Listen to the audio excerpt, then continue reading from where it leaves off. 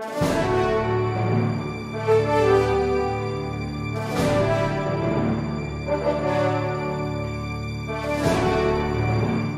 na po yan.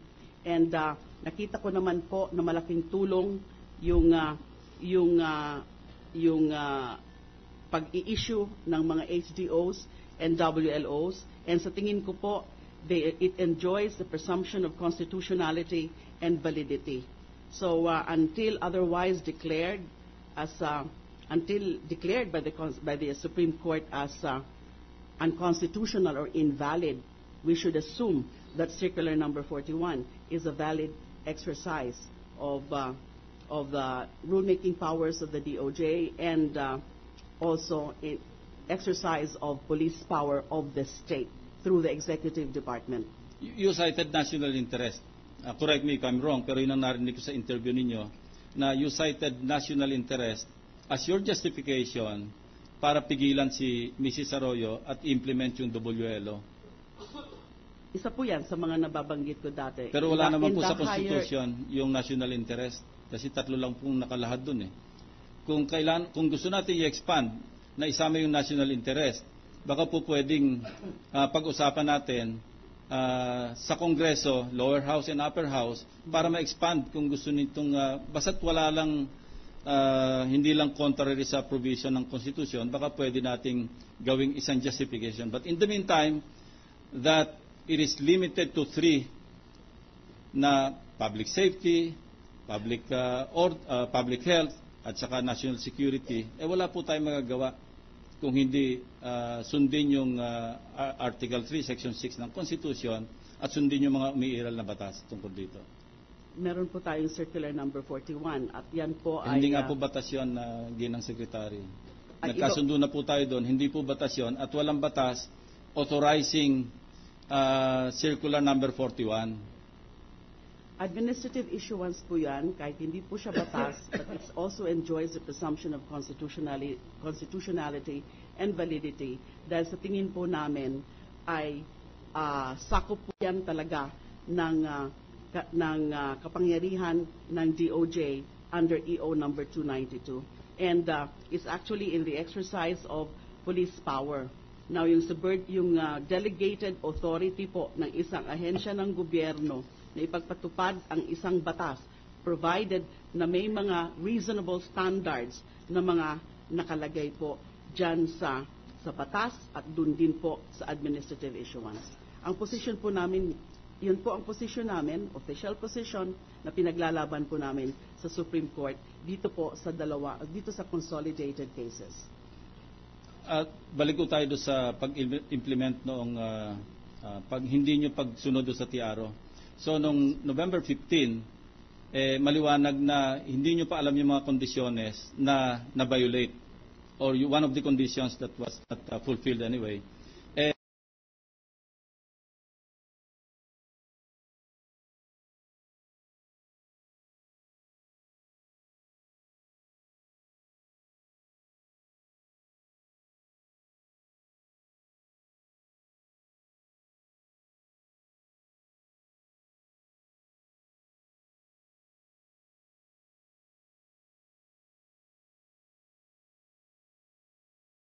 Yung TRO dahil nga po nung oras na yon yung gabi po na magtangkang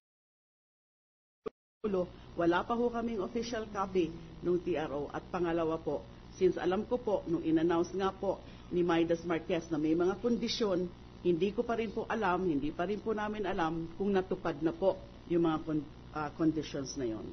Maraming salamat po. Thank you, Mr. President. Salamat din po. Thank you. Majority Floor Leader. Withdrawn, Mr. President.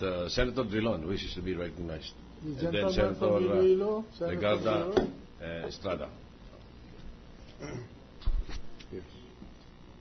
Madam Witness, correct me if my recollection is wrong, but I seem to recall that in yesterday's hearing, in response to a question on why you are holding the Chief Justice responsible on what appears to be a collegial decision, you substantially answered that the Chief Justice has some ascendancy over the Justice. Is my recollection correct?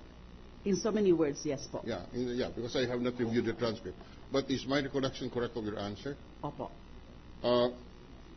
Can you elaborate on what exactly do you mean by this? Because really, if it was a collegial decision, there seems to be a basis on its face on the assertion that you cannot blame the Chief Justice on a collegial decision. Can you elaborate on this? Salamat po, Your Honor. Yun nga po yung sinasabi ko po kanina during the cross na medyo mahaba-haba ang akong kwento. Although I did not exactly mention the word because the word ascendancy or something, but I was saying that sa pagdidesisyon po, isang boto nga lang po ang Chief Justice. Opo. Sa pagdidesisyon.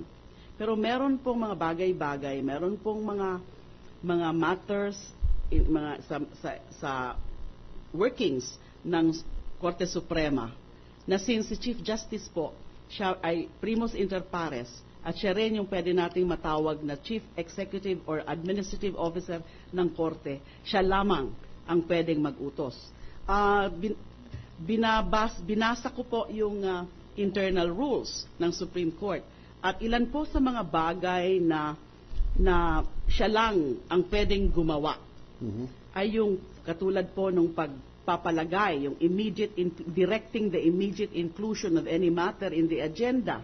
So kung meron ho siyang gustong special raffle, siya po ang pwedeng magpagawa niyan. Meron po siyang gustong matter na iti-take up, ipapasingit sa agenda, siya po yan. Siya rin po, sabi po ng internal rules, siya rin po ang nagbibigay sa clerk of court nung kanyang mga notes on the actions taken by the court. Siya yung nag-take down ng notes at yung copy ng agenda na naglalaman ng kanyang handwritten notes. Yung handwritten notes ng Chief Justice, yan ang magsisilbi as basehan dun sa preparasyon ng minutes. Binabasa ko po yung relevant portions ng internal rules, tinatagalog ko lang po. Yan po ang magiging basehan ng preparasyon ng minutes ng proceedings. Siya rin po ang nag-approve ng draft minutes at siya ang nagbibigay ng final approval dun sa paglalabas ng mga resolusyon. Kasama na dyan yung mga minute resolutions and extended unsigned resolutions. Now, kailangan nung kasi matandaan natin yung mga function na yan o kapangyarihan na yan ng Chief Justice sa mga internal workings ng Supreme Court. Dahil nga po, dun sa mga nalaman natin na mga irregularidad na binunyag ni Justice Sereno. Kasi nga po, kung ang Chief Justice ang siya lamang ang mag-approve finally ng pagpalabas ng isang resolution, siya yung nakakaalam kung tama o hindi yung ilalabas na resolution. Lalo na po, na based din po sa internal rules, at sinabi po yan din sa, kung di ako nagkakamali, sa parehong dissenting opinions ni Justice Sereno and Justice Carpio, ay yung mga unsigned extended resolutions tsaka minute resolutions, hindi na to pinapaikot sa kanila, sa other members of the court, bago ito pinapalabas. Klarado po yan. Now, yung TRO, November 15, klarado po na subject to conditions. At sabi po sa dissenting opinion ni Justice Carpio, may isang portion, yung November 15 TRO, dun sa number 1 condition, isang portion po dun,